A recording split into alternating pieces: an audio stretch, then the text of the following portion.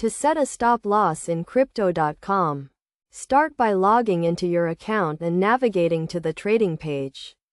Select the cryptocurrency you want to trade and click on the Trade button.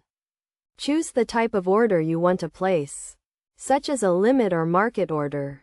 Next, click on the Advanced Options tab and select the Stop Loss option.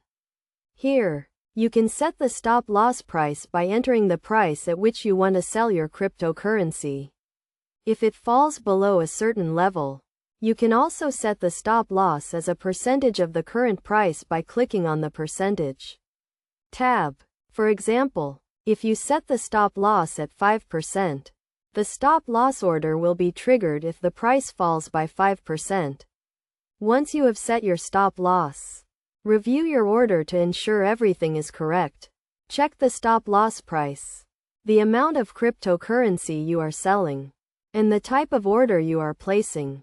When you are ready, click the Confirm button to place your order.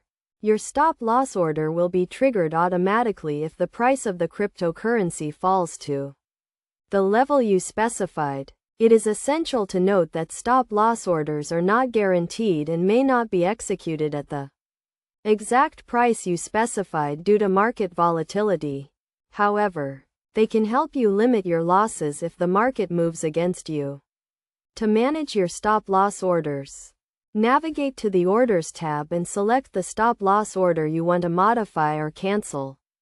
You can edit the stop loss price or cancel the order altogether if you change your mind. Best practices for using stop loss orders include setting a stop loss at a level that is reasonable based on market conditions, regularly reviewing and adjusting your stop loss orders, and combining stop loss orders with other risk management strategies. By following these steps and using stop loss orders effectively, you can help manage your risk and protect your investments in the cryptocurrency market.